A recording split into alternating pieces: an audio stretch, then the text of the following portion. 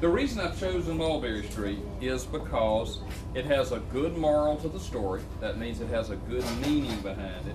But also because Vicksburg has a Mulberry Street. There's really a Mulberry Street in Vicksburg.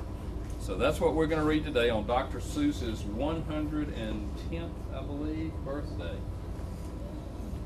When I leave home to walk to school, Dad always says to me, "Marco, keep your eyelids up and see what you can see."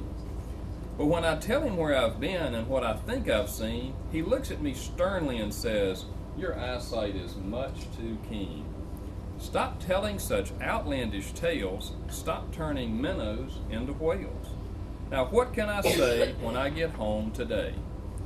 All the long way to school and all the way back, I've looked and I've looked and I've kept careful track. But all that I've noticed except my own feet was an old horse and wagon on Mulberry Street.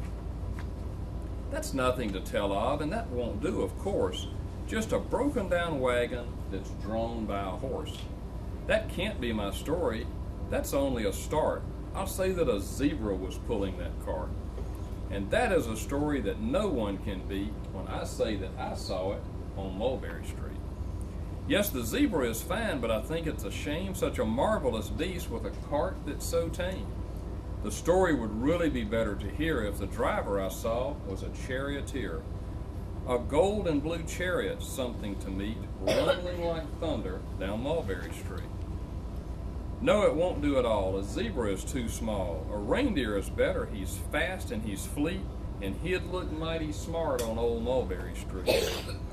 Hold on a minute, there's something wrong. A reindeer hates the way it feels to pull a thing that runs on wheels. He'd be much happier instead if he could pull a fancy sled. A reindeer and sleigh. Anyone can think of that.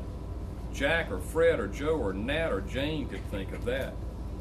But it isn't too late to make one little change. A sleigh and an elephant. Now that's something strange. I'll pick one with plenty of power and size, a blue and white one with plenty of fun in his eyes. And then just to give him a little more tone, I'll have someone with rubies perched high on a throne. Say, that makes a story that no one can beat when I say that I saw it on Mulberry Street. But now I don't know, it still doesn't seem right, an elephant pulling a thing that's so light. It would whip it around in the air like a kite, but he'd look simply grand with a great big brass band. A band that's so good should have someone to hear it, but it's going so fast that it's hard to keep near it. I'll pull on a trailer. I know that he won't mind if a man sits and listens while hitched on behind. But now is it fair? Is it fair what I've done? I'll bet those wagons weigh more than a ton.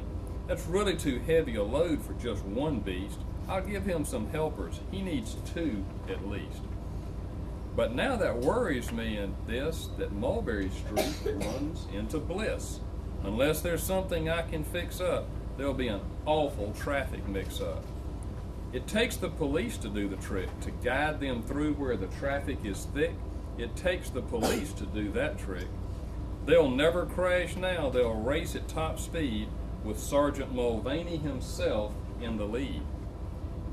The mayor is there and he thinks it's just grand, and he raises his hat as they dash by the stand. The mayor is there and the aldermen too, all waving big banners of red, white, and blue. And that is a story that no one can beat when I say that I saw it on Mulberry Street. With a roar of its motors, an aeroplane appears and dumps out confetti while everyone cheers. And that makes a story that's really not bad, but it still could be better. Suppose that I add a man who eats with sticks, a big magician doing tricks, a 10-foot beard that needs a comb, no time for more because I'm almost home. I swung around the corner and dashed through the gate, ran up the steps, and it felt simply great, for I had a story that no one can beat, and to think that I saw it all on Mulberry Street.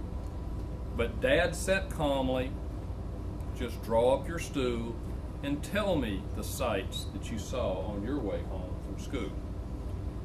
There was so much to tell I just couldn't begin. Dad looked at me sharply and pulled at his chin. He frowned at me sternly from there in his seat, Was there nothing to look at, no people to greet? Did nothing excite you or make your heart beat? Nothing, I said, growing red as a beet, but a plain old horse and wagon on Mulberry Street. And you see, the little horse and wagon is really all that he saw.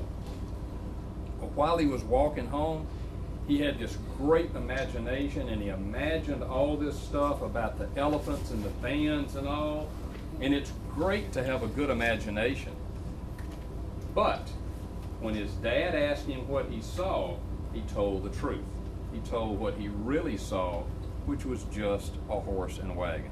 So it's good to have a great imagination, but you always tell the truth. That's a good book. All right. Thank you so much. Thank you for letting me be here today.